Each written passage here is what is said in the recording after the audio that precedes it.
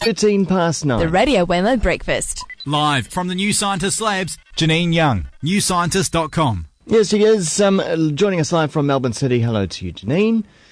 Good morning, Wammo. Nice to see you once again. And if you're watching the live video stream, you can see Janine's smiling, happy face here this morning. Waving. Hello. With the sun's just coming up behind you there as well. Yeah, it's a very grey, wintry Melbourne morning, unfortunately. It doesn't see the sun a great deal during winter, so to say the sun is coming up means that, yes, there will be daylight, but there won't be any sun today. It very rarely is during winter. And something we don't see enough of in winter, who knows where they all go, but the bees. Where do the bees go in winter? Do you know? I don't actually know that. I think a lot of them probably decide to hide in their hives, and they're perhaps doing a kind of hibernation thing, or hibernation. Sorry. Yeah. I'm going to get kicked off air if I keep saying things like that. To be honest, I don't know where they go. To be honest, I've never even asked. It's like a lot of flying insects and stuff that, they do disappear. I mean, some of them have larvae that burrow down in the soil and then they come up in the spring and whatnot, but let's not go to areas that we know nothing about, Janine. Let's go, we are talking about bees because I am absolutely fascinated by bees. I love bees, and I was saying on air just a little bit earlier that I used to love ants until we had Argentine ants invade our house over the summer, so I no longer am a big fan of ants, but I still love bees.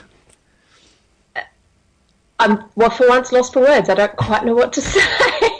But no, bees. Bees are cool. I must admit, I share your fascination with bees. Yeah.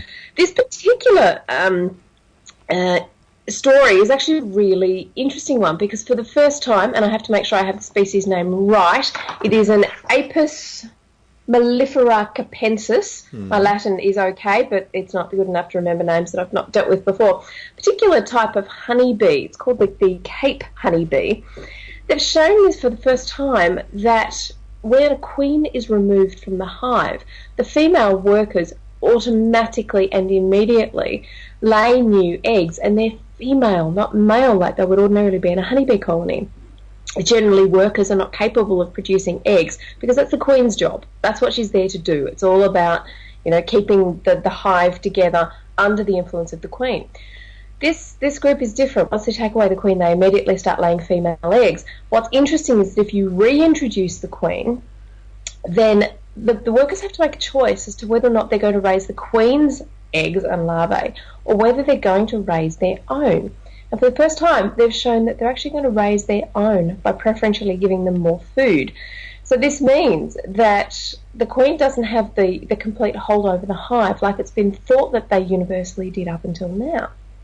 So the queen's important. The queen keeps the hive in check. The queen, has to be there to keep control of things. But as soon as she disappears, the workers step in and say, right, we're going to create a new one. And if we have a choice, we're going to raise that because we're genetically related. And that comes back to a very common evolutionary kind of feature that if you're related genetically, you're more likely to take care of it. Yeah. You're more likely to want to protect it. You're more likely to be that overarching kind of protective person, be ant, whatever, the principle is the same right across species.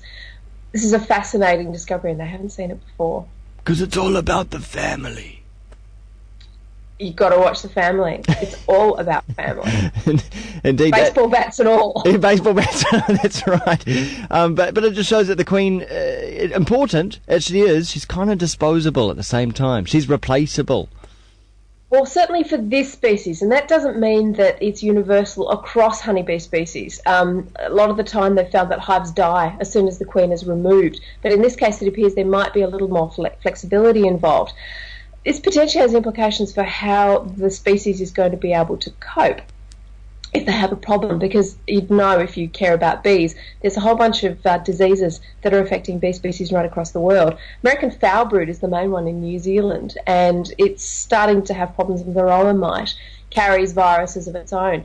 So if they know that you can actually take the queen away and the hive will still survive, that potentially has implications for disease control and if the species can work its way around disease. Yeah. It proves to me at least this is actually a slightly more flexible species, and they've found a better, I say better, but they might not agree, but it's certainly a different way of being able to manage their hives. It certainly provides them with a lot more options. Interesting. Well, moving on to a topic completely different. Plastic. Well, we've always been told that plastic mostly is indestructible, and that's kind of the positive and negative of plastic. But it may not be the case. Some plastic has been put in museums, Janine. Absolutely. Plastic is in fact degradable under the right conditions or the wrong conditions, depending on how you look at it. Plastic can break down. Things like PVC is susceptible to hydrochloric acid. It breaks down under UV light. Cellulose acetate, which was often a material that was an alternative to celluloid and the like, is susceptible to a whole bunch of different things. And when it breaks down, once it starts breaking down, it just keeps on going. It's often what they call an autocatalytic process. So it breaks down all by itself. It doesn't need any extra to get it going. Once it goes, that's it. It's on its way. So, yeah, they're having to put a lot of these things into museums and trying to work different conservation techniques, because if they don't, part of our cultural heritage and history is likely to disappear over time, because what would Western society be without Barbie? Yeah, this is true. We were told that CDs, I think when CDs first came out, that they were going to last forever, but that's obviously not going to be the case. I think they've lasted longer than what some skeptics said about CDs, but certainly then it's not a medium that's going to last forever. And same with hard drives, all these storage mediums that we use. Well, we've talked about this before a few months ago. The fact that nothing is indestructible. A CD is likely to last under average conditions for probably about 20 to 50 years, I think. But the long-term storage that we have for things like, Google's information and cloud computing and our computer records and banks and that sort of thing, if power goes down, they're not going to last very long at all. So there's a major problem with how any of these are going to be stored over time, because they will require power for refrigeration. Now, in terms of a lot of these sorts of things, plastic, you might think it's not such a big deal. I mean, as I said, what would the world do without Barbie or Smurfs or whatever? Yeah. But it does actually have implications for how future generations are going to look back at, say, this 100-year period in time. Art, as much as anything else. There was a Russian artist in the 20s and 30s who worked in, I think it was some cellulose acetate as well, Perspex. He worked in a number of these media, and everybody thought, well, obviously they're going to be indestructible, so they'll last forever. They're not. Under certain conditions, they're actually starting to decay.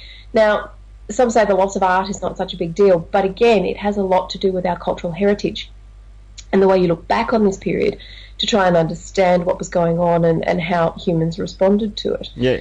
Even trying to preserve things like paper. There was a period where they were putting PVC over the top of it, except for the fact that started breaking down. So precious material from the 1500s was being lost. You can imagine them looking back in hundreds of years' time, because we know about, what is the Cretaceous period and all these other periods. They'll look back at this period as the plastic period or the polythene period or something like that, and they'll go, oh, where's the records from that particular... Oh, well, they don't exist. That's actually potentially a real problem. I must admit, I've thought about this as I was driving along, because, you do have archaeological abilities to find things from the medieval period and even from the Neolithic, if you try hard enough, in the right areas. But from this period, we're not really doing the same thing. We don't have middens where we're throwing pots and food and all that kind of thing to give this kind of information. Although I suppose you could call landfill. Yeah, landfill. Environmental degradation, that would probably be one indicator of this period in time. No, I'm pretty sure we will leave our mark, Janine, somewhere. I have no doubt, but perhaps in being able to understand it, I don't think it'll be as clear as some of the others. Because plastics are just polymers like everything else. They break down over time. So, as I said, it has a lot to do with cultural heritage, but it also means over time your Tupperware is going to break down too. This is true. Janine Young, thanks so much for those two very interesting stories. You're quite welcome. Talk to you next week. And those stories also in the New Scientist magazine, which comes out next week. And check out